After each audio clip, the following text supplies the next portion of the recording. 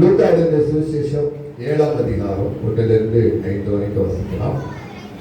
லூக்கா எழுதின சுவிசேஷம் 7ஆம் அதிகாரம் 1 to 5 வரைக்கும் நம்ம வாசிக்கலாம்.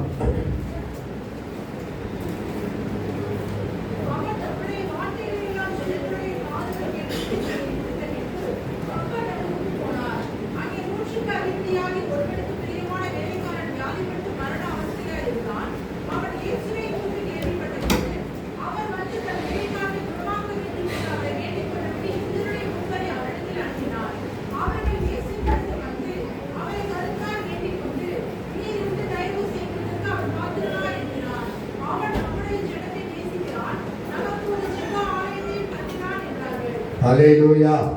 4ஆம் வசனத்தை எல்லாரும் சேர்ந்து வாசிக்கிறோமா? அவர்கள் இயேசுவினிடத்தில் வந்து அவரை கருத்தாய் வேண்டிக் கொண்டு, நீர் இந்த தயவு செய்கிறதற்கு அவன் பாத்திரனாய் இருக்கிறார். ஹல்லேலூயா. தேவனுடைய திடருக்கு சுகத்தையும் விடுதலையும் ஆசீர்வாதத்தையும் பெற்றுக்கொள்வதற்கு அந்த 100க்கு அதிபதி பாத்திரவானாய் இருந்தார். ஹல்லேலூயா, ஹல்லேலூயா, ஹல்லேலூயா, ஹல்லேலூயா. அவன் நம்முடைய ஜனங்களை நேசிக்கிறவனாய் இருந்தால் நமக்கு ஒரு ஜெப ஆலயத்தையும் கட்டினான் என்றார்கள். ஹல்லேலூயா. நம்முடைய ஜனங்களை அந்த 100க்கு அதிபதி நேசிக்கிறவனாய் இருக்கிறார். அந்த நம்முடைய ஜனங்கள் தேவனை தொழுது கொள்வதற்கு ஒரு ஜெப ஆலயத்தையும் அவன் கட்டி இருக்கிறான். ஹல்லேலூயா, ஹல்லேலூயா, ஹல்லேலூயா. நான் தேவனுடைய ஆசீர்வாதத்தை பெற்றுக்கொள்வதற்கு நாம் பாத்திரவான்களா இருக்கிறோமா? நம்முடைய குடும்பம் பாத்திரமா இருக்கிறதா? நம்முடைய பிள்ளைகள் ஆசீர்வதிக்கப்படுவதற்கு பாத்திரவான்களா இருக்கிறார்களா என்பதை நம்ம நிதானித்து பார்க்கணும். ஹல்லேலூயா. அப்பொழுது இயேசு அவர்களுடனே கூட போனார். வீட்டுக்கு சமீபமான போது 100க்கு அதிபதி தன் சிநேகிதரை நோக்கி, நீங்கள் அவரிடத்தில் போய், ஆண்டவரே, நீர் வருத்தப்பட வேண்டாம், நீர் என் வீட்டு வாசலுக்குள் பிரவேசிக்க நான் பாத்திரன் அல்ல. நான் உம்மிடத்தில் வரவும் என்ன செய்யல, பாத்திரவானா என்னல, ஒரு வார்த்தை மாத்திரம் சொல்லும், அப்பொழுது வேலைக்காரன் சுகமானான். ஹல்லேலூயா, ஹல்லேலூயா. தேவ சமூகத்துல அவன் பாத்திரவானா இருந்தாலும் அவன் தன்னையே தாழ்த்தி என்ன சொல்றான், நீர் என்னிடத்தில் வருவதற்கு நான் என்ன இல்லை, பாத்திரவான இல்ல, நான் உண்மையில வந்து சந்திக்கிறதுக்கும் பாத்திரவான் அல்ல. நான் அதிகாரமுடையவனாய் இருந்து எனக்கு கீழ்பட்டிருக்கிற அநேக சேவர்கள் இருக்கிறாங்க. அவர்களுக்கு நான் ஒன்றை சொன்னா எல்லாமே செய்யறாங்க. ஆனால் இந்த அதிகாரத்தை விட நேர் ஒரே ஒரு வார்த்தை சொன்னா போதும். ஏன்னா அந்த தேவனாகிய கர்த்தரை அந்த 100க்கு அதிபதி அறிந்து வைத்திருந்தார். அவர் சொல்றாரு, நீங்க இங்க இருந்து ஒரு வார்த்தை சொன்னா போதும், என் வேலைக்காரன் சுகம். ஹல்லேலூயா. இஸ்ரவேலருக்குள்ளே இப்படிப்பட்ட விசுவாசத்தை நான் காணவில்லை என்று சொல்லி அவர்களை அனுப்புகிற போது அவர்கள் வந்து பார்க்கும் போது வேலைக்காரன் சுகமாய். ஹல்லேலூயா. இன்றைக்கு நம்ம பார்க்க வேண்டிய ஒரு காரியம் பாத்திரவான். ஹல்லேலூயா. தேவனுடைய ஆசீர்வாதத்தையும் தேவனுடைய அபிஷேகத்தையும் பரலோக ராஜ்யத்தையும் நம்ம சுதந்திரிப்பதற்கு நம்ம பாத்திரவானா இருக்கிறோமா? ஹல்லேலூயா. உங்க நெஞ்சில கை வச்சு பாருங்க, நான் பாத்திரவானா இருக்கிறேன்னா, என்னோட ஆத்துமா பாத்திரமா இருக்குதா? பரலோக ராஜ்யத்துல நான் சேர்வதற்கு, பரலோக ராஜ்யத்தை சுதந்திரிப்பதற்கு நான் பாத்திரவானா இருக்கிறேனா அப்படின்னு நம்ம இன்னைக்கு தியானிக்க போறோம். ஹல்லேலூயா, ஹல்லேலூயா. மத்தேயு 10ஆம் அதிகாரம் 11 இருந்து வாசித்தோம்னா, மத்தேயு 10ஆம் அதிகாரம் 11, 12, 13 வாசித்து பார்த்தோம்னா,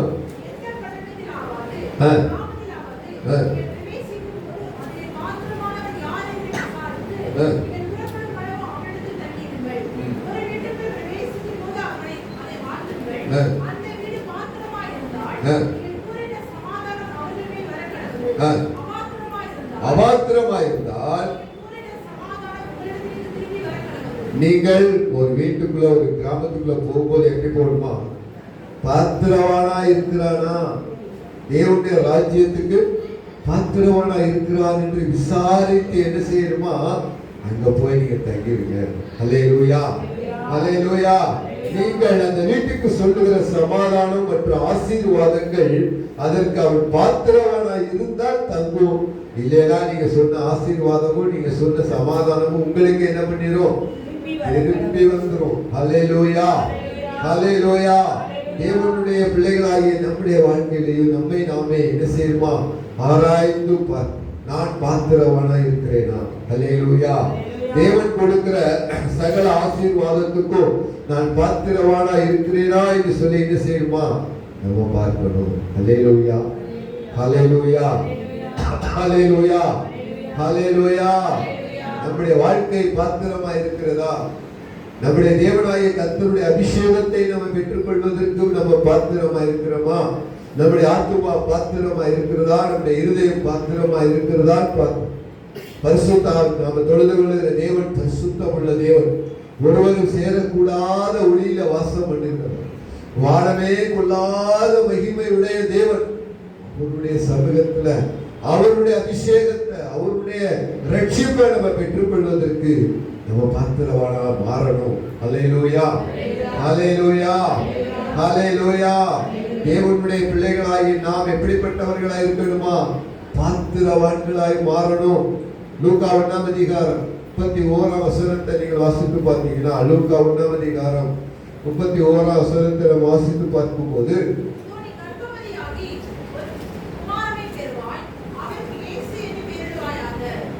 41 வாசிக்கலாமா?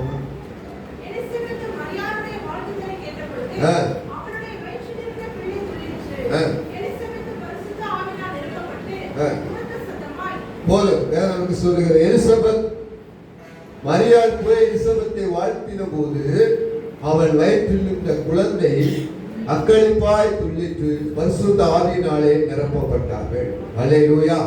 அதே லூக்கா 1ஆம் அதிகாரம் 5-6 வாசித்து பார்ப்போமா? லூக்கா 1ஆம் அதிகாரம் 5-6.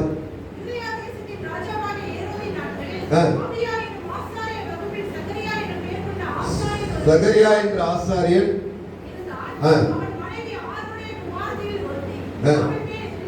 எலிசபெத் கர்த்தரிட்ட சகல கற்பனைகளின்படியும் நியமங்களின்படியும் குற்றமற்றவர்களாய் தேவனுக்கு முன்னாடி நீதி உள்ளவர்களாய். ஹல்லேலூயா, ஹல்லேலூயா. தேவனுடைய கட்டளையின்படி கற்பனைகளின்படியும் நியமங்களின்படியும் அவர்கள் எப்படி இருந்தார்களா? எல்லாவற்றையும் கடைபிடித்து அந்த வசனங்களுக்கு அந்த நியாய பிரமாணத்துக்கு கீழ்ப்படிந்து குற்றமற்றவர்களாய். அதனாலதான் இஸ்ரவேலின் தேவனாகிய கர்த்தர் இந்த சகரியாவுக்கு எலிசபெத்துக்கும் அவர்கள் வயது ஆனாலும் அவர்கள் பாருங்க யோவான் ஸ்நானனை கற்பம் தரிக்கும்படியாகவும் இயேசு கிறிஸ்துவுக்கே ஞானஸ்நானம் கொடுக்கிற ஒரு மகனை பெற்றெடுக்கிற ஒரு பாத்திரமாய் கர்த்தர். ஹல்லேலூயா, ஹல்லேலூயா. வேதம் நமக்கு சொல்லுது, அவர்கள் தேவனுடைய சகல கற்பனைகளிலேயும் கட்டளைகளின் நியமங்களிலேயும் அவர் கீழ்ப்படிந்து வாழ்ந்தார். ஹல்லேலூயா. நம்முடைய வாழ்க்கை தேவனுடைய வசனத்துக்கும் வார்த்தைகளுக்கும் நம்முடைய வாழ்க்கை கீழ்ப்படிந்ததற்குமே ஆனால் நாம் அந்த பரலோக ராஜ்யத்தை சுதந்திரிக்கிறதற்கு பாத்திரவான்களாய் மாற முடியும். ஹல்லேலூயா. பரலோக ராஜ்யம் சீக்கிரமாய் பரலோக ராஜ்யம் ஈஸியா போயிடலாம் அப்படின்னு நினைக்க முடியாது. ஹல்லேலூயா. தேவனுடைய ராஜ்யத்தையும் தேவனுடைய ஆசீர்வாதத்தை பெற்றுக் கொள்வதற்கு தேவனுடைய வசனங்களுக்கும் வார்த்தைகளுக்கும் நம்ம என்ன செய்யணும்? கீழ்ப்படிந்து அதன்படி நடக்கிறவர்களாய் மாறணும். ஹல்லேலூயா. எலிசபெத்தும் சகரியாவும் எப்படி இருந்தார்களா? தேவனுடைய வசனத்துக்கும் வார்த்தைகளுக்கும் கீழ்ப்படிந்து அவர்கள் என்ன செய்தார்கள்? குற்றமற்றவர்களாய் நடந்தார்கள். அதனால அந்த பாத்திரம் தேவனுடைய ஆசீர்வாதத்தை பெற்றுக் கொள்வதற்கு தகுதி உள்ளதாய் மாறிடுச்சு. ஹல்லேலூயா. நம்முடைய வாழ்க்கை எப்படிப்பட்டதா இருக்கணும்? தேவனுடைய வசனத்துக்கு நம்முடைய வாழ்க்கை நம்ம கீழ்ப்படியும் போதுதான், அதன்படி நடக்கும் போதுதான் நம்ம பாத்திரவான்களாய் மாற முடியும். ஹல்லேலூயா, ஹல்லேலூயா, ஹல்லேலூயா. இன்னொரு வசனத்தை வாசிக்கலாம். 1 சாமுவேல் புஸ்தகம் 1ஆம் அதிகாரம் 13ஆம் வசனத்தை வாசிப்போமா?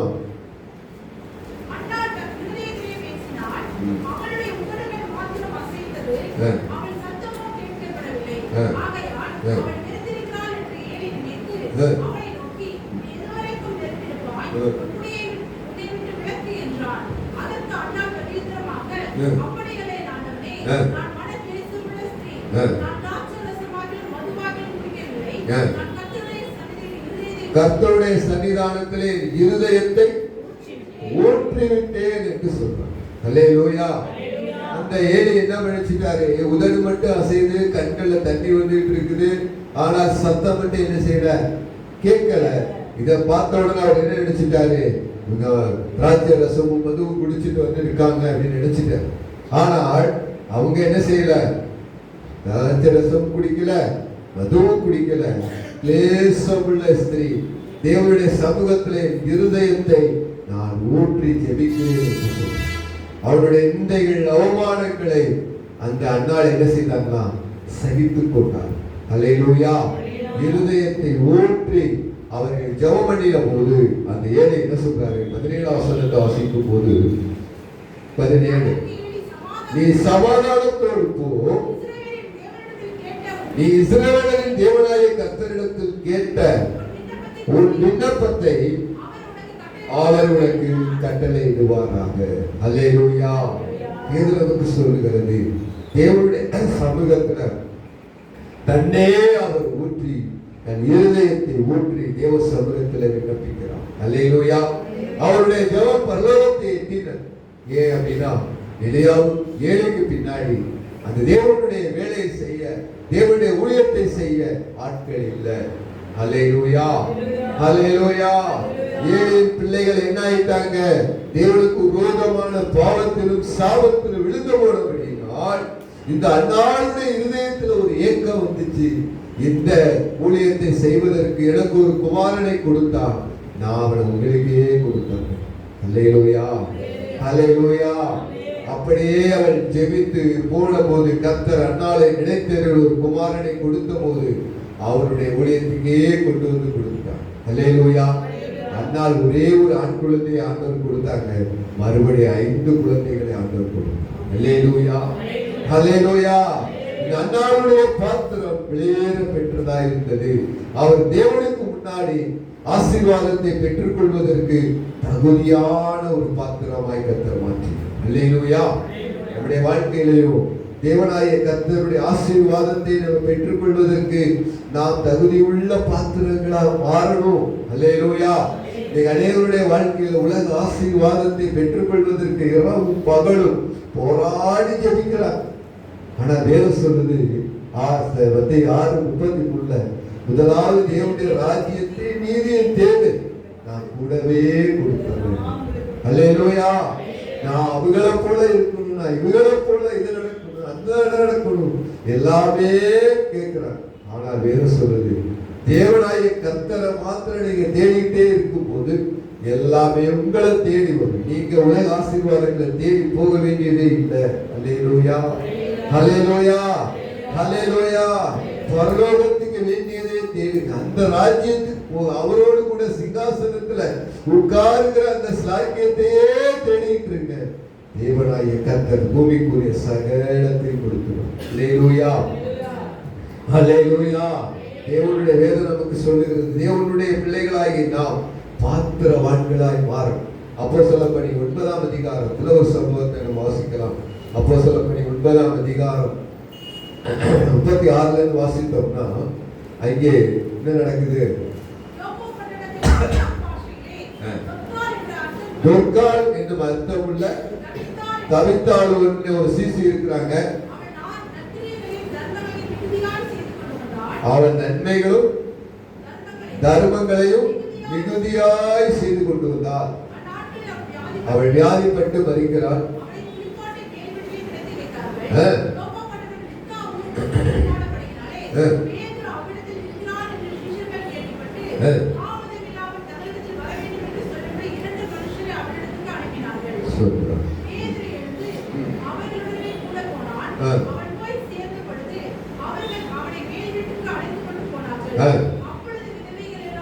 விதவைகள் எல்லாரும் அழுது துர்காள் தங்களோடு இருக்கையில அங்கிகளையும்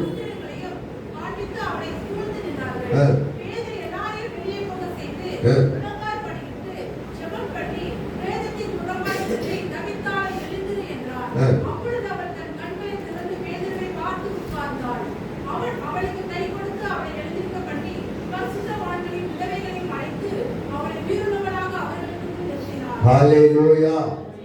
மரித்து போன தபித்தா அவளை தேவன் என்ன பண்ணாரு? உயிரோடு எழுப்பி. ஹல்லேலூயா. அவள் உயிரோடு இருக்கும் நாளெல்லாம் என்ன செஞ்சாங்களா? நன்மை செய்கிறவர்களாய் விதவைகள் எல்லாருக்கும் என்ன சொல்லி கொடுத்தாங்க? அங்கிகளும் ட்ரெஸ் எல்லாம் தச்சு கொடுத்துட்டே. ஹல்லேலூயா. அவர்கள் உதவி செய்கிறவர்களாய் அன்றாடம் விதவைகளை விசாரிக்கிறவர்களாய் அப்படிப்பட்ட பாத்திரத்தை தேவன் என்ன செய்தாரா? மறுபடியும் ஜீவனை கொடுத்து அவர்களை அநேகருக்கு ஆசீர்வாதமாய் கர்த்தர் மாற்றினார். ஹல்லேலூயா. ஹல்லேலூயா. தேவனாகிய கர்த்தருடைய ஆசீர்வாதத்தை பெற்றுக் கொள்வதற்கு அவர்கள் பாத்திரம் உள்ளவர்களாய் மாறினார். ஹல்லேலூயா. ஹல்லேலூயா. தேவனுடைய பிள்ளைகளாகி நாமும் அப்படிப்பட்ட பாத்திரங்களாய் மாறணும். இன்னொரு வேதவசனத்தை வாசித்தோம்னா லூக்கா 7ஆம் அதிகாரத்துல 11 வாசிப்போமா?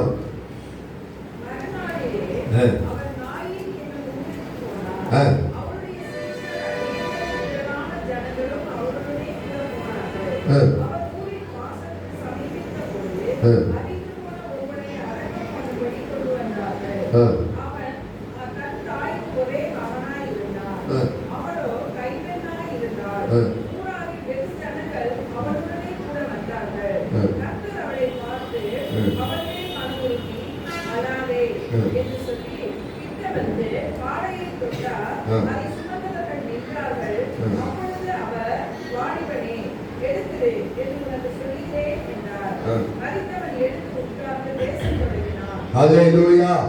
வேத நமக்கு சொல்லுகிறது அந்த வாலிபனுடைய தாயார் பாத்திரவான்களாயிருக்கும். ஹல்லேலூயா. ஒரே மகன் தான். அவங்களே எப்படி இருக்காங்களா? கைப்பெண்ணாய் இருக்கிறார்கள். அவர்களுக்கு ஒரு பாதுகாப்பை தேவன் கொடுப்பதற்கு அந்த வாலிபனை கர்த்தர் மறுபடியும் உயிரோடு இருப்பிக்கும். ஹல்லேலூயா. ஹல்லேலூயா. ஹல்லேலூயா. இந்த நாட்களிலும் பாருங்க, தன் மகனுக்காக அவர் அழுது கொண்டு போனதை கர்த்தர் கண்டு மனமுருகி தேவனாய கர்த்தர் அந்த மகனை உயிரோடு எடுத்துக்கொண்டு இந்த உலகத்துல பாருங்க அநேகர் இல்லாததுக்காக அழுவாங்க. ஹல்லேலூயா. என்ன எனக்கு வீடு இல்ல, வாசல் இல்ல, கார் இல்ல, பைக் இல்ல, அது இல்ல, இது இல்ல, தொழில் இல்ல, வியாபாரம் இல்ல, வேலை இல்ல, நல்ல வேலை இல்ல, நல்ல சம்பளம் இல்ல, நாளைக்கு என்ன சாப்பிடுறது, நாளைக்கு என்னத்தை குடிக்கிறது, இப்படின்னு அநேகர் தங்களுடைய தேவைகளுக்காகவே என்ன பண்ணிட்டு இருக்காங்க? எழுதிக்கிட்டே இருக்காங்க. ஆண்டவர் சொல்றாரு, காக்கையில போஷிக்கிற தேவன், விலங்குகளை போஷிக்கிற தேவன், விலங்குகளையும் பறவைகளையும் பார்த்து மனுஷன் எப்படிப்பட்டவனா இருக்கிறானா? விசேஷித்தவனா இருக்கிறா. தேவனுடைய சாயலால் உண்டாக்கப்பட்ட அவைகளே போஷிக்கும் போது கர்த்தர் மனுஷன் நிச்சயமா என்ன செஞ்சிருவாரு? போஷிப்பார். ஹல்லேலூயா. இல்லாதவைகளுக்கு அழுகிறது. இந்த உலகத்துக்காக நீங்க அழுதீங்கன்னா அது வேஸ்ட். ஹல்லேலூயா. எந்த பொருளும் உங்களுக்கு ஒன்று செய்ய போறது இல்லை. ஹல்லேலூயா. வேதம் நமக்கு சொல்லுகிறது, தேவனாகிய கர்த்தருடைய வேதம் சொல்லுது, உலகத்துக்குரிய இல்லாததற்காக நீங்க என்ன செய்வதில்லை? அழுக வேண்டும். எதற்காக நீங்க அழுகணும் அப்படின்னா லூக்கா 23ஆம் அதிகாரம் 27, 28 வாசித்து பார்ப்போமா? லூக்கா 23ஆம் அதிகாரம் 27, 28 வாசித்தீங்கன்னா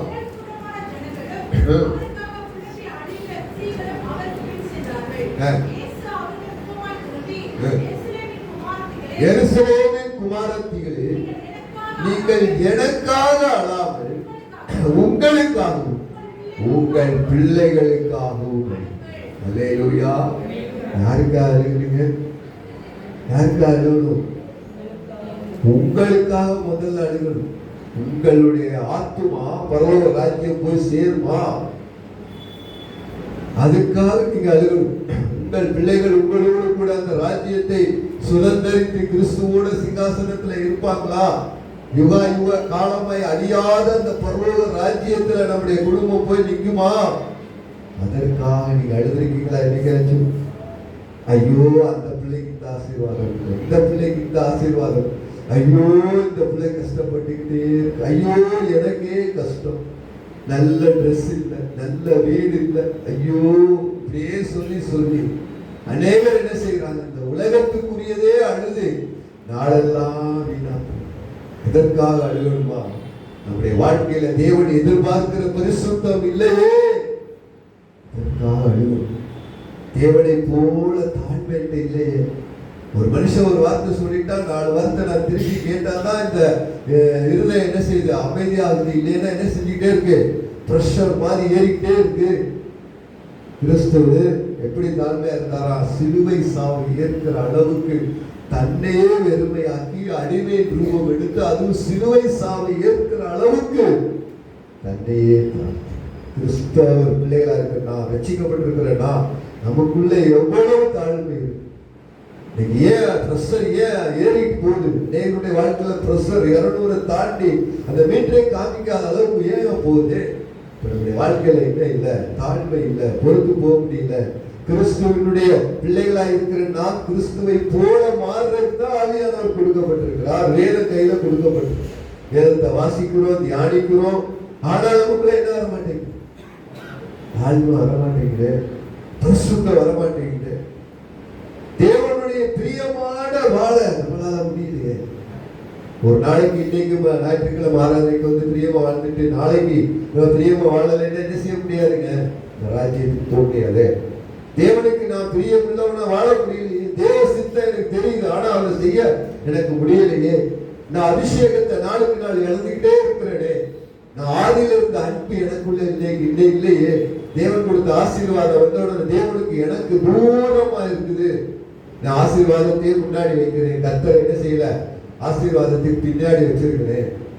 அதற்காக நம்ம அழிக்கணும். நம்முடைய வாழ்க்கையில ஜெபம் எவ்வளவு நேரம் ஓடிட்டு இருக்கு, வேத வசனம் எவ்வளவு நேரம் ஓடிட்டு இருக்கு, தேசத்துல பார்க்கிற கேட்கிற காரியங்களுக்காக எவ்வளவு நேரம் திறப்புல நம்ம நிக்கிறோம், எவ்வளவு நேரம் தேவ சமூகத்தில் தேவனுக்கு நமக்கு எவ்வளவு உறவு, தேவனுடைய சபையோடு நமக்கு சபைக்கு எவ்வளவு உறவு இருக்கு, சபையோடு நம்ம இணைஞ்சு நிக்கிறோமா?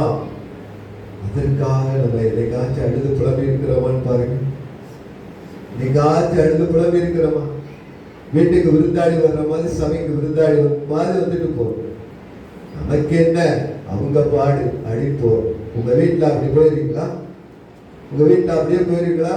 ஹோட்டல் மாதிரி வீட்டுல வந்து சாப்பிட்டுட்டு போயிடலாமா? வீட்டுல அப்படி போக முடியுமா? போக முடியாது. அது மாதிரிதான் சபை. இல்லையா?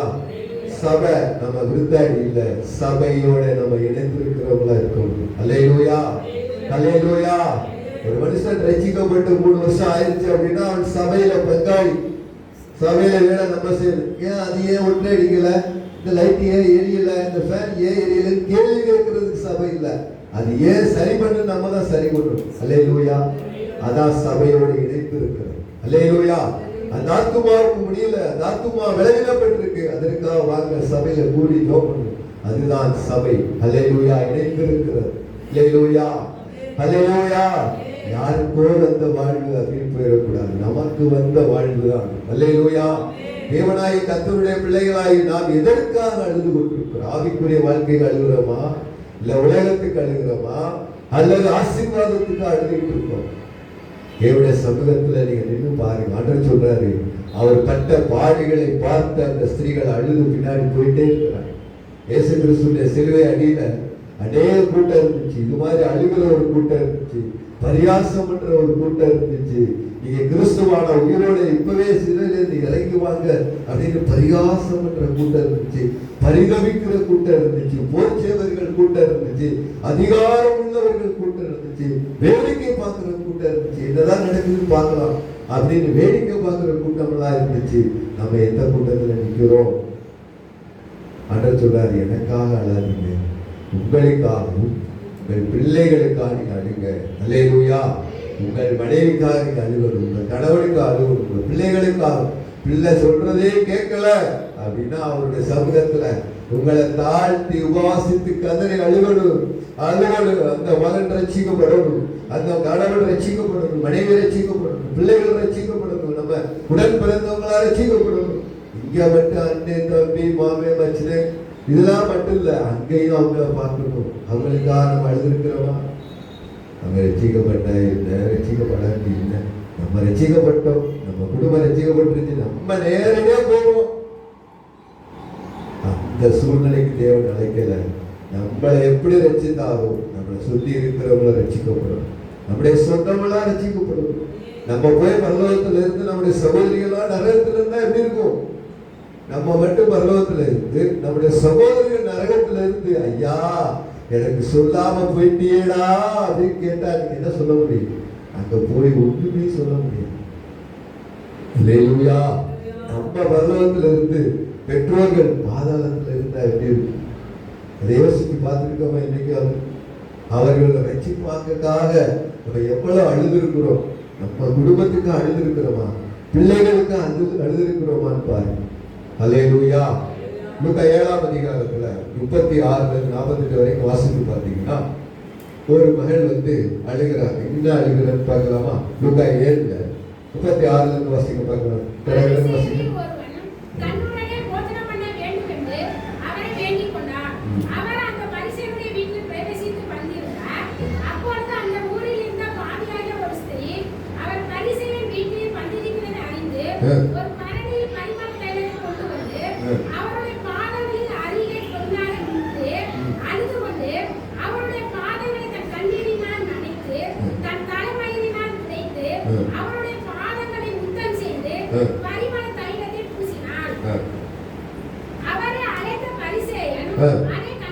அதை கண்டபோது இவர் தீர்க்கதரிசியாக இருந்தார், தன்னை தொடுகிறவர் யார் என்று இவன் எப்படிப்பட்டவள் என்றும் அறிந்திருப்பாரே, இவன் பாவியா இருக்கிறாளே என்று தனக்குள்ளே சொல்லிக் கொண்டார். இயேசு என்ன சொல்றாரு?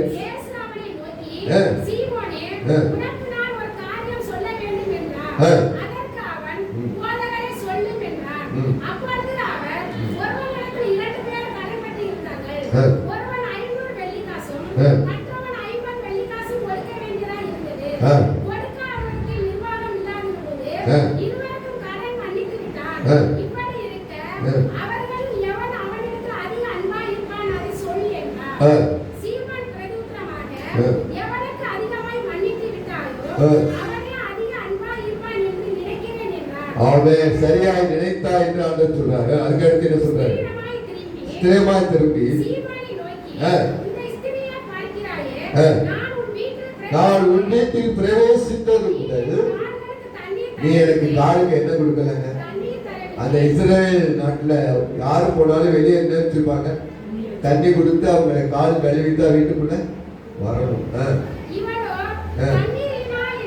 தண்ணீரினால் இயேசு பாதத்தை என்ன பண்ணாங்க? நனைத்து தன் தலைமறையினால் துடைச்சு முத்தம் செய்யல. ஓயாமல் முத்தம் செஞ்சுட்டே இருக்கிறா. தலைக்கு என்ன கொடுக்கல? பாதங்களில் பரிமள தைலத்தை ஊற்றினால்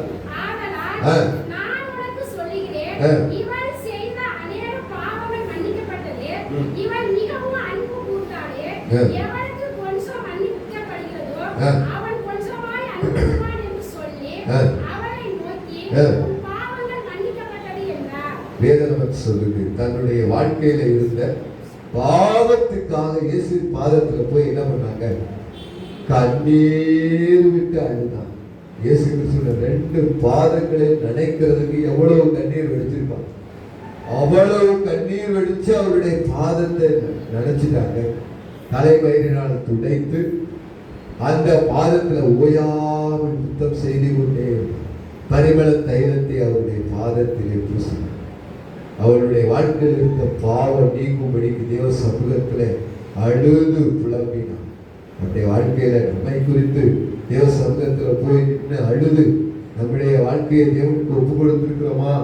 நம்முடைய பாவங்கள் கழுவப்பட்டிருக்குதா? நம்ம தேவனுடைய ரத்தத்தினால கழுவப்பட்டு நாம் பரிசுத்தமாக இருக்கிறோமா? பரிசுத்தத்துக்காக எவ்வளவு அழுதுருக்கிறோம், தாழ்மைக்காக எவ்வளவு அழுதுருக்கிறோம். தேவனுக்கு பிரியமாய் வாழ முடியாத எத்தனையோ சூழ்நிலைகள் அழுதிருக்கிறோமா? தேவ சித்தத்தை செய்யவில்லையே அழுதிருக்கிறோமா? நம்முடைய வாழ்க்கை அபிஷேக நாளுக்கு நாள் குறைஞ்சிட்டு இருக்கு, அதற்காக அழுதிருக்கிறோமா? ஆதியில இருந்த அன்பு இல்லையே, இந்த வாழ்க்கையில ஜெபம் இல்லையே. ஆதி நாட்கள்ல இருந்து எவ்வளவு ஜெபம், எவ்வளவு அன்பு, எவ்வளவு ஓட்டம் என்னுடைய வாழ்க்கையில இருந்துச்சு. இன்னைக்கு எல்லாமே எங்க போயிருச்சு, கடைசியில போய் நிக்குது அப்படின்னு நம்ம அழுதிருக்கிறோமா? 1 சாமுவேல் 30ஆம் அதிகாரத்துல 1 சாமுவேல் 30ஆம் அதிகாரம் 1, 2, 3 வாசித்து பார்ப்போமா? 1 சாமுவேல் 3ஆம் அதிகாரம் 1, 2, 3. 1 சாமுவேல் 30 1 2. தாவீது அவன் மனுஷன் 1ஆம் நாளிலே ஆ. சிக்லாகுக்கு வந்து சேருகிறதற்குள்ளே ஆ. அமலேக்கின் 80 சிமையின் மேலும் சிக்லாகின் மேல் விழுந்து சிக்லாகின் கொள்ளையடித்து ஆ. அது அதை அக்கினியினால் சுட்டெரித்து அதிலிருந்து சீக்கிராகி சிறியவர்களையும் ஆ. பெரியவர்களையும் சிறைபிடித்து ஆ. ஒருவரையும் கொண்டு போடாமல் ஆ. அவர்களை பிடித்துக்கொண்டு தங்கள் வழியே போய்விட்டார்கள். ஆ. தாவீதும் அவன் தாவீதும் அந்த மனுஷரும் ஆ, அந்த பட்டணத்திற்கு வந்தபோது இதோ அது அக்கினியினால் அது அக்கினியினால் சுட்டரிக்கப்பட்டிருக்குது. மனைவிகளும் மனைவி பிள்ளைகளும் தங்கள் குமாரத்தையும் சிறைபிடித்துக் கொண்டு போனதை கேள்விப்பட்ட போது அப்பொழுது தாவீதும் தாவீதும் அவளோடு இருந்த ஜனங்களும் அழுகிறதற்கு என்ன இல்லையா, பலன் இல்லாதபடிக்கு அல்லேலூயா. யாருக்காக அழுதாங்க? தன்னுடைய மனைவிக்காக, தன்னுடைய குமாரத்திக்காக அழுதாங்க. எப்படி அழுதாங்களா? பலனே இல்லாமல் போகிற அளவுக்கு அழுதார்கள். நம்ம இன்னைக்கு அழுகிறோம். நம்ம இன்னைக்கு நம்முடைய மனைவி, கணவன், பிள்ளைகளுக்காக நம்ம அழுகிறோமா? அவர்கள் தாவீது அழுகிறார். மனைவி 2 மனைவி கொண்டு போயிட்டாங்க. எல்லா 400 பேர் கூட இருக்கிறாங்க. அவர்களுடைய மனைவி பிள்ளைகளை எல்லாம் கொண்டு போயிட்டாங்க. குமாரத்தி எல்லாம் கொண்டு போயிட்டாங்க. அவர்கள் அழுகிறாங்க அழுகிறாங்க அழுகிறாங்க. பலன் போற வரைக்கும் அழுதாங்க. நம்முடைய குடும்பத்துக்காக, நம்முடைய கணவனுக்காக, நம்முடைய மனைவிக்காக, நம்முடைய குமாரத்திக்காக இன்னைக்காச்சும் அழுது புலம்பி ஜெபம் பண்ணியிருக்கிறோமா? இன்னைக்காச்சும் அழுதுருக்கோமா? பாரு, தேவனாய கர்த்தரிடத்துல போய் தாவீது அழுது முடிச்சுட்டு கேட்கிறாங்க, போட்டுமா? போய் திரும்பிட்டு வருவேனா வரமாட்டேனா? அப்படின்னு சொல்றாரு. போ, திரும்பிட்டு வருவேன். இழந்ததை பூரா திரும்ப தரேன்னு சொல்லி ஆண்டு சொன்ன வார்த்தையை நம்பி போய் அவன் எல்லாவற்றையும் திருப்பி கொண்டு வரும். அல்லேலூயா. என்ன நமக்கு சொல்லுகிறது? தேவனுடைய பிள்ளைகளாகிய நமக்கு கொடுக்கக்கூடிய சகல ஆசீர்வாதத்துக்கும் நாம் பாத்திரவான்களாய் மாறணும். அல்லேலூயா. இன்னொரு வசனத்தை வாசிக்கலாம். ஆதியாகமம் 24ஆம் அதிகாரம் 60ஆம் வசனத்தை கூட நீங்க வாசிப்பீங்களா? ரெபெக்காளை வாழ்த்தி, ஏ. எங்கள் சகோதரியே, ஏ. கூடாக்குடியாய் பெருகுவாயாக, உன் சந்ததியார் தங்கள் பகைஞருடைய வாசல் மேல் சுற்றித்துக் கொள்வார்களாக என்று ஆசீர்வதித்தார்கள். வேதம் நமக்கு சொல்லி இந்த ஆசீர்வாதத்தை பெற்றுக் கொள்வதற்கு ரெபெக்காளுக்கு பாத்திரவானா இருக்காங்களா இல்லையா? அதே 24ஆம் அதிகாரம் 17 21 வரைக்கும் வாசித்து பார்த்தீங்கன்னா, இந்த ஆசீர்வாதத்தை இந்த ரெபெக்காள் பெற்றுக்கொள்வதற்கு அவங்க எப்படி இருக்காங்க தெரியுமா? பாத்திரவானா இருக்கிறாங்க. 17 21 வரைக்கும் வாசித்து பார்த்தீங்கன்னா, அப்பொழுது அந்த ஊழியக்காரன் அவளுக்கு எதிர்கொண்டோடி, ஆ.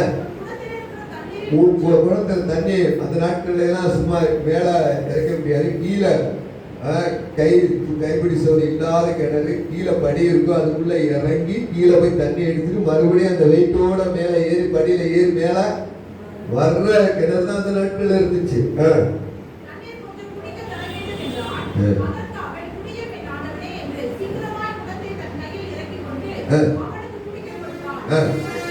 உம்முடைய ஒட்டகங்களும் குடித்து தீர்க்கட்டும், அவைகளுக்கும் கொண்டு பார்ப்பேன் என்று சொல்லி ஆ. சீக்கிரமாய் தன் குடத்தில் தண்ணீரின் தொட்டியிலே ஊற்றிவிட்டு, ம். இன்னும் ஒருவரை புறவழியில் ஓடி ஆ. அவனுடைய ஒட்டகங்களுக்கெல்லாம் கொண்டு பார்த்தான். ஹல்லேலூயா. ஹல்லேலூயா. ஒரு ஒட்டகம் வந்து 40 குடத்துல இருந்து 400 குடம் வரைக்கும் குடிக்கும். ஹல்லேலூயா. இன்னைக்கு ஒரு குடம் தூக்குனாவே என்ன செய்யுது? ஐயோ, இழுத்து முடிச்சிருச்சு. இன்னைக்கு மோட்டரை சுவிட்சை போட்டோட தண்ணி வந்துடும், சுவிட்சை போட்டோட சாப்பாடு வந்துடும், சுவிட்சை போட்டோட எல்லாம் நடக்கும். இன்னைக்கு அப்படி ஆயிடுச்சு. இன்னைக்கு யாருமே வீட்டில் என்ன செய்யறது? ஆமா, கிச்சன் பக்கமே போறது. காலையில மட்டும்தான் கிச்சன்ல வேலை. அவசரமா பிள்ளைகள் செஞ்சு மத்தியானம் செஞ்சு அவ்வளவுதான். நைட்டுக்கெல்லாம் கிச்சன் பக்கமே போறது. அதனால இன்னைக்கு என்ன ஆயிடுச்சு? ஹோட்டல் நிறைய பெருகிட்டே இருக்கு. அல்லேலூயா. பாருங்க, அந்த நாட்கள்ல அந்த படியில இறங்கி உள்ள போய் தண்ணி எடுத்துட்டு ஒரு ஒட்டகம் 400 குடம் குடிச்சிருக்குன்னா, ஏன்னா ஒட்டகம் ஏன்னா தண்ணி கிடைக்கும் போது நிறைய குடிச்சு என்ன பண்ணிக்குமா, உள்ள ஸ்டாக் வச்சுக்கணும். ஏன்னா வனாந்தரத்துல என்ன கிடைக்காது? தண்ணி கிடைக்காது. அந்த இளையசரு அவங்களோட கூட போன எல்லா ஒட்டகத்துக்கும் என்ன கொடுத்தாங்க? தண்ணீர் எடுத்து கொடுத்தாங்க. 400 குடம். எத்தனை ஒட்டகம்? போகுதுன்னு தெரியல. அத்தனைக்கு அவங்க தண்ணீர் வார்த்த முடியுமா? இந்த ரெபெக்காளை அவர்கள் சகோதரிகள் வாழ்த்தும் போது அந்த ஆசீர்வாதம் அவர்களுக்கு மகளுக்கு உண்டானதை நாம் வாசிக்கிறோம். அல்லேலூயா. நமக்கு சொல்கிறது, நாம் ஆசீர்வாதத்தை பெற்றுக்கொள்வதற்கு பாத்திரவானாய் நம்ம இருக்கணும். அல்லேலூயா, அல்லேலூயா. மத்தேயு 26ஆம் அதிகாரம் 17-18 வாசித்தோம்னா, மத்தேயு 26ஆம் அதிகாரம் 17-18 கூட நம்ம சீக்கிரம் வாசிக்க பார்க்கலாம்.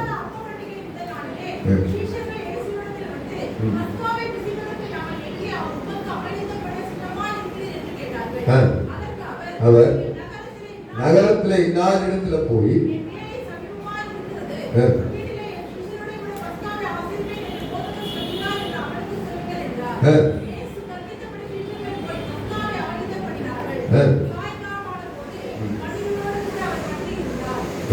சொல்லுகிறது, பஸ்காவை ஆயத்தம் பண்ணும்படி ஒரு வீடு என்ன செய்யப்பட்டிருக்கிறது? ஆயத்தம் பண்ணப்பட்டிருக்கிறது. அல்லேலூயா. ஆண்டவர் சொல்றாரு, இந்த வீட்டுல போய் நீ என்ன சொல்லுங்க, என் வேலை சமீபமா இருக்குது, நாளைக்கு சீடரோடு கூட பஸ்காவை அனுசரிக்கணும், அதற்கு ஒரு வீடு எங்க இருக்குன்னு கேட்டா அவர் சொல்லுவாருன்னு சொன்ன உடனே அவர் சொன்ன மாதிரியே நடந்துச்சு. அவர்கள் போனார்கள். அவர் பெரிய கம்பள முதலானவைகள் விரிக்கப்பட்ட நல்ல ஒரு பெரிய வீட்டை அந்த எஜமான் கொடுத்தார். அல்லேலூயா, அல்லேலூயா, அல்லேலூயா. அந்த வீட்டுல தேவனாய் கர்த்தர் பஸ்காவை ஆசரித்தார். சங்கீதம் 101:2 வாசிக்கிறோம். தாவீது என்ன சொல்றாரு?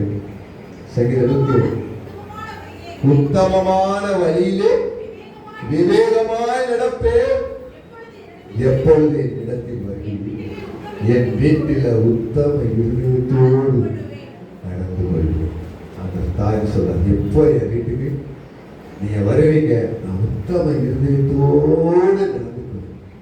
என்னுடைய வாழ்க்கை உத்தம இருதயத்தோடு நம்ம நடக்கிறோமா? நம்முடைய வீட்டுல வந்து தேவன் தங்குறதற்கு நம்முடைய வீடு ஆயத்தமா இருக்கிறதா? நம்முடைய ஆத்மா ஆயத்தமா இருக்கிறதா? இருதயம் ஆயத்தமா இருக்குதா?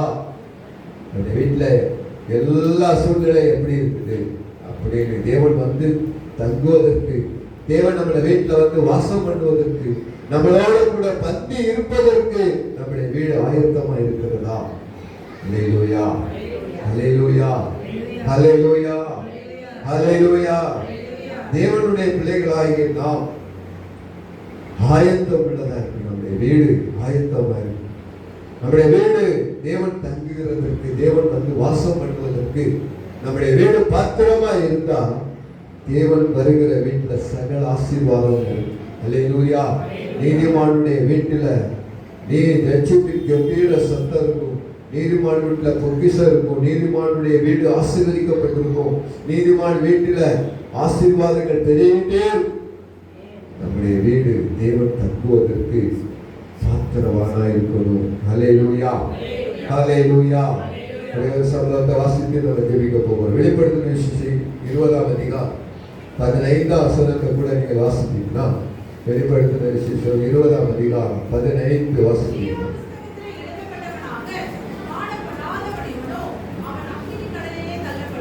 நமக்கு சொல்லுது, என்ன சொல்லுதுங்க? ஜீவ புஸ்தகத்தில் பேர் எழுதப்படாத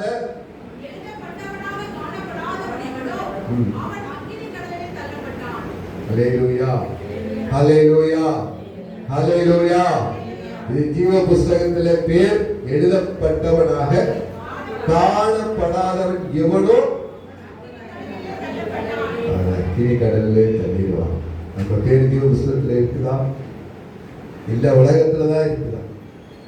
அந்த ஏக்கர் என்னுண்டு, அந்த தோட்டம் என்னுண்டு, இந்த வீடு என் பேர்ல இருக்கு, இந்த சொத்து என் பேர்ல இருக்கு, ஆனா பரலோகத்துல என் பேர் இல்லையே. எங்க போக முடியாது? ராஜ்யத்துக்குள்ள போகவே முடியாது. அல்லேலூயா. உலகத்துல உங்க பேர் எதுலையுமே இல்லைன்னாலும் பரவாயில்லை, அங்க ஜீவ புஸ்தகத்துல உங்க பேர் இருந்தா போதும். அல்லேலூயா. இந்த ஜீவ புஸ்தகம் மோசே காலத்திலேயே இந்த ஜீவ புஸ்தகத்தை ஆவியானவர் வெளிப்படுத்தினார். மோசையை பார்த்தான்னு சொல்றாரு, கொஞ்சம் விளைக்க, இந்த ஜனங்கள் கழுத்து வணங்கா கழுத்துள்ள ஜனம் நான் அடிச்சிடுறேன், வேற ஜனத்தை உனக்கு தர்றேன் அப்படின்னு சொல்லும்போது மோசே சொல்றாரு, ஜீவ புஸ்தகத்துல யார் பேரை என்ன பண்ணிருங்க இறுக்கி போட்டு, ஆனா அந்த ஜனத்தை என்ன செய்யக்கூடாது, அழிக்க கூடாது பாதத்துல முழங்கால் நின்று போராடி ஜெபித்தவர் தான் மோசே. அல்லேலூயா. நம்ம பேர் இந்த உலகத்துல இல்லைன்னா பரவாயில்ல, ஜீவ புஸ்தகத்துல நம்ம பேர் இருக்கா, அந்த பலத்துல நீ ஓடி பிடிச்சிடலாம். அல்லேலூயா, அல்லேலூயா. ஐயோ எனக்கு அந்த சொத்து இல்லை, இந்த சொத்து இல்லை, ஐயோ என் பிள்ளைகளுக்கு ஒண்ணுமே இல்லை, கவலையே பட வேண்டாம். நீ நீதிமானா இருந்துட்டா போதும், தேவனுக்கு பிரியமுள்ள ஆத்துமாவா இருந்துட்டா போதும். நீதிமானுடைய சந்ததி அப்பத்துக்காக அலைஞ்சு திரியவே மாட்டான். உங்க பிள்ளைகளை தேடி ஆசீர்வாதம் வரும். அல்லேலூயா, அல்லேலூயா. எல்லா சொத்தையுமே எடுத்துட்டு உனக்கு ஒண்ணுமே இல்லை, ஓடி போடு விரட்டி விட்டால் பரவாயில்லை. அந்த சத்துருக்களுக்கு முன்னாடி உனக்கு ஒரு பந்தி ஆயத்தப்படுத்தி உன் தலை எண்ணெயினால் அபிஷேகம் பண்ணி உன்னுடைய தேசத்திலே ராஜாவாய் உயர்த்தி காண்பிக்கிற தேவனாய கர்த்தர். அல்லேலூயா. உலக ஆசீர்வாதத்துக்காக நீங்க கண்ணீர் வடிக்கவே வேண்டாம். பரலோக ராஜ்யத்துக்காக கண்ணீர் வடிச்சுக்கிட்டே இருங்க. இந்த பூமிக்குரியதெல்லாம் நீங்க கேட்காமலேயே வந்துட்டு. அல்லேலூயா, அல்லேலூயா. ஒரு மனுஷன் வருவார், 4 வீடு இருக்கு பிரதர், உங்க வீட்டை வச்சுக்கணும் அப்படின்னு சொல்லிட்டு போயிட்டே இருப்பார். அல்லேலூயா. அப்படிப்பட்ட அற்புதம் நம்முடைய வாழ்க்கையில நடக்கணும்னா அந்த ராஜ்யத்துக்கு வேண்டியதே தேடிட்டு இருக்கோம். அல்லேலூயா, அல்லேலூயா. ஒரு தாயார் வந்து இயேசுகிட்ட சொல்றாங்க, என்னுடைய 2 குமாரர்களும் நீங்க அந்த பூமிக்கு வரும்போது ஒரு வலது பக்கத்துல இருக்கணும், ஒரு இடத்துல. எவ்வளவு ஆசை அந்த அம்மாவுக்கு பாருங்க. வேற யாருமே இருக்க கூடாது, அவங்க பிள்ளை இருக்கணும். இயேசு வலது பக்கத்துல வராது. அப்ப அந்த தாயுடைய இதயம் கூட எங்கதான் இருக்குது? இந்த ராஜ்யத்துல தானே இருக்குது, பூமிக்கு இல்லையே. ஆண்டவரே ஆசீர்வதிச்சிருங்க, எனக்கு ஒண்ணுமே இல்லை, என் பிள்ளை ஆசீர்வதிச்சு பெரிய ஆகிருங்க அப்படின்னு வந்து கேட்டாங்களா? அவரோடு கூட வருகிறார் மகிமையை அவங்க பார்த்தாங்க. அல்லேலூயா, அல்லேலூயா, அல்லேலூயா. ஆண்டவர் சொல்றாரு, அந்த வாக்கியம் யாருக்கு குறிச்சுட்டு தான் வச்சிருக்காரோ அவங்க தான் வலது பக்கத்திலையும் இடது பக்கத்துல வர முடியுமா அப்படின்னு சொல்றாரு. அல்லேலூயா. 1 சாமுவேல் 25ஆம் அதிகாரத்துல 8ஆம் வசனத்தை வாசிக்கலாமா? 1 சாமுவேல்.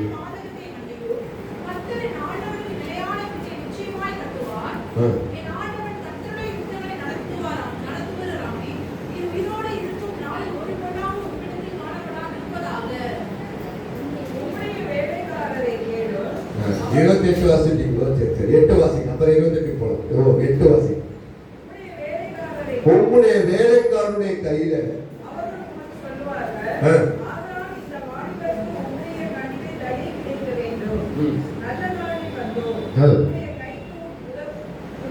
உதவுவதை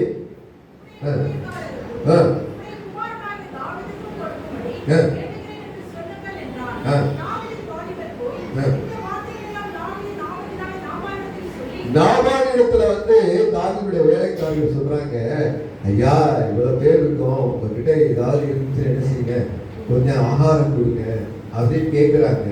ஆனால் அவர் என்ன சொல்றாரு? வாசிங்க.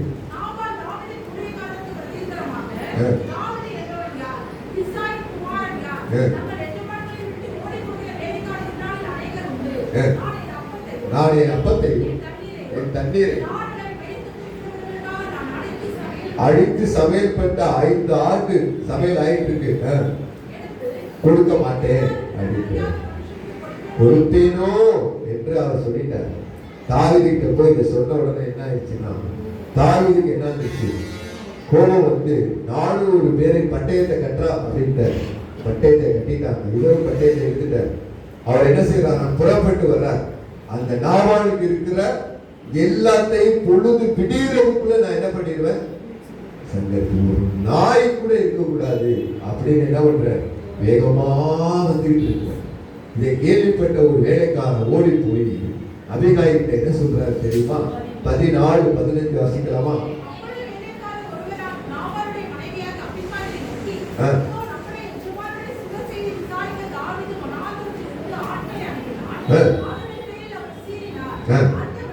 அந்த மனுஷரோ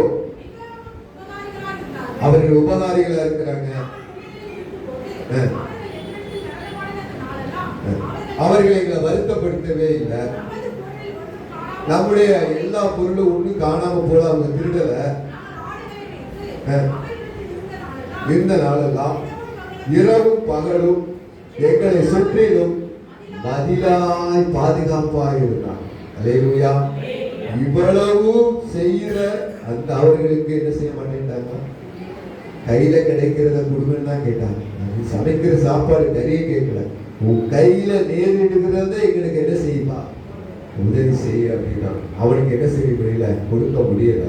அப்புறம் என்னாச்சு வாசிக்க பார்க்கலாம்.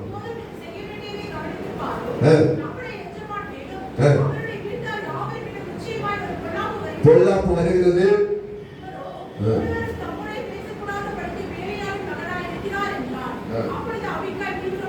தீவிரமாய் 200 அப்பம் திராட்சை ரசம் சமையல்பட்ட அப்படியே சாப்பாடு வறுத்த பயிறு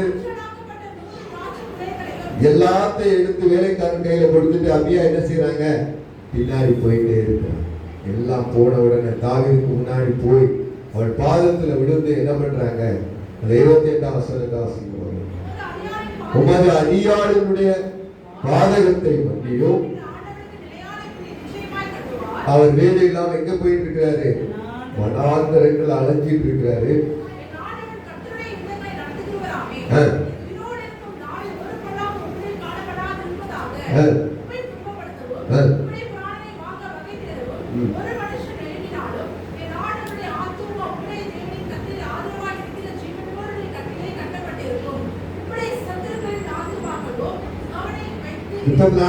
கடைசியா 34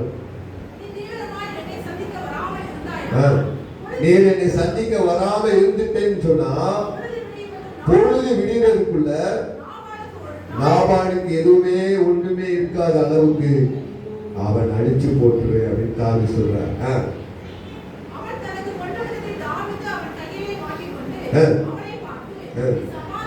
சமாதானத்தோடு போ,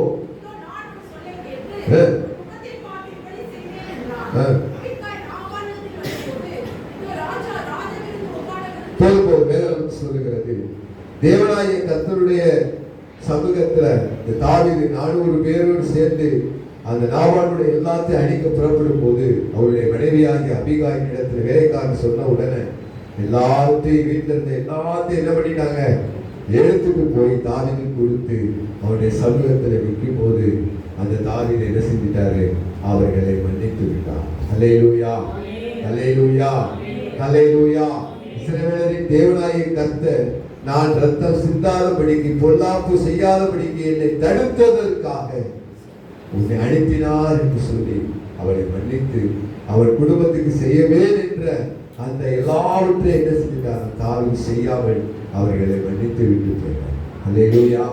தேவனுடைய பிள்ளைகளாகி நாம் என்ன செய்யும், மற்றவர்களை மன்னிக்கிற ஒரு பாத்திரமாக இருக்கிறோம். இயேசு கிறிஸ்து சிலுவையில் தொங்கும் போது கூட அவர் எல்லாரையும் மன்னிச்சுட்டார்.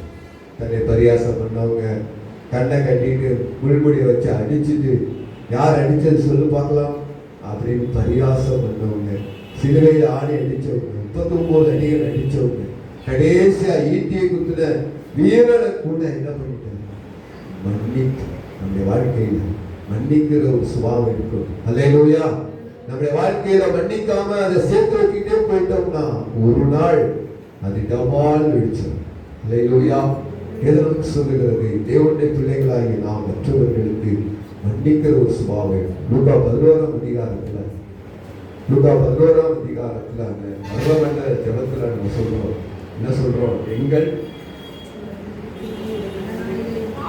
எங்கள் பாவங்களை எங்களுக்கு மன்னித்தவர்களும் நாங்களே எங்களிடத்தில் கடன்பட்ட யாவரையும் இடத்துல கடன்பட்ட யாவரையும் என்ன செய்யுங்க, மன்னிச்சிருங்க. கர்த்தர் உங்களை மன்னிப்பார். அல்லேலூயா, அல்லேலூயா. நீங்க மன்னிச்சு பாருங்க, அவங்க உங்களுக்கு தர வேண்டியதை வேறு வழி ஆண்டு கொடுத்துரும். அல்லேலூயா. அந்த அனுபவிச்சவங்களுக்கு தான் தெரியும். அல்லேலூயா. நீங்கள் மற்றவர்களுடைய கடனை மற்றவர்களுடைய குற்றத்தை நீங்க மன்னிச்சு பாருங்க, அவர்கள் செலுத்த வேண்டியது ஆண்டவர் எப்படி உங்களுக்கு கொடுக்கிறாருன்னு நீங்க நின்று பாருங்க. அல்லேலூயா, அல்லேலூயா. எதை சொல்லுது, நீங்கள் உங்களிடத்தில் கடன்பட்ட யாவரையும். அல்லேலூயா, ஹல்லேலூயா. எல்லா கடனையும் மன்னிக்கும். ஹல்லேலூயா. எல்லாம் உங்கள்ட்ட என்ன கடன் பட்டிருக்காங்களோ அவ்வளத்தையும் நீங்க மன்னிச்சு பாருங்க. இயேசு எல்லாவற்றையும் நமக்கு மன்னிச்சதுனாலதான் நம்ம செஞ்ச பாவத்தை திரும்பி பாருங்க. உங்களுடைய வாழ்க்கைய கிறிஸ்துவுக்குள் வருவதற்கு முன்னாடி நீங்க திரும்பி பாருங்க. உங்களுடைய வாழ்க்கையில எவ்வளவு பாவம் இருந்துச்சு. எல்லாத்தையும் மன்னிச்சு சொந்த குமாரத்தையா ஏற்றுக்கொண்டாரே. நீங்களும் மன்னிச்சு பாருங்க. தேவனுடைய வாழ்க்கையில நல்ல ஒரு பாத்திரமாய் கர்த்தர் மாற்றிடுவார். அல்லேலூயா. 2 தீமோத்தேயு 2ஆம் அதிகாரம் 21ஆம் வசனத்தை நீங்க வாசித்தீங்கன்னா, 2 தீமோத்தேயு 2:21 வாசித்தோம் அப்படின்னா, 2 தீமோத்தேயு 2:21 சீக்கிரம் வாசிக்கலாம். ஆகையால் தன்னை சுத்திகரித்துக் கொண்டு பரிசுத்தமாக்கப்பட்டவரும் எஜமானுக்கு உபயோகமான எந்த நற்கிரியைகளுக்கும் ஆயத்தமாக்கப்பட்டவனும் கணத்துக்குரிய ஒரு பாத்திரமா நீங்க மாறிடணும். அல்லேலூயா. எபேசியர் 4:1 சொல்லுவீங்க, அழைக்கப்பட்ட அழைப்புக்கு நீங்க எப்படி இருங்க? பாத்திரவான்களா இருங்க. அல்லேலூயா. அல்லேலூயா. அல்லேலூயா. லூக்கா 21:36 சொல்லுது, மனுஷகுமாரனுக்கு முன்பாக பாத்திரவான்களாய் காணப்படுவதற்கு எப்போது பிடித்திருந்து ஜெபம் பண்ணுங்க. அல்லேலூயா. அல்லேலூயா. ஆதியாகமம் 32:10 தேவனே எனக்கு காண்பித்த தயவுக்காக நான் எவ்வளவேறு பாத்திரனே அல்ல. அல்லேலூயா. எதற்கு சொல்லுகிறது? நமக்கு அழைக்கப்பட்ட அழைப்பு நாம் பாத்திரவான்களாய் இருக்கணும். அல்லேலூயா. கொலோசியர் 2ஆம் அதிகாரம் 1:5 வாசித்தோம்னா, அந்த ராஜ்யத்துக்கு நாம் பாத்திரவான்களாய் இருக்கணும். 2 தெசலோனிக்கேயர் 1ஆம் அதிகாரம் 5ஆம் வசனம். 2 தெசலோனிக்கேயர் 1:5 வாசித்தீங்கன்னா, 2 தெசலோனிக்கேயர்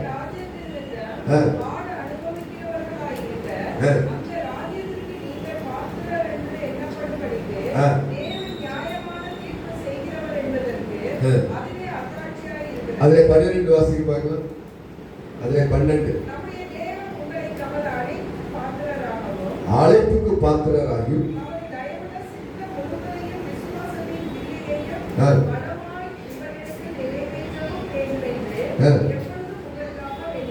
ஹல்லேலூயா.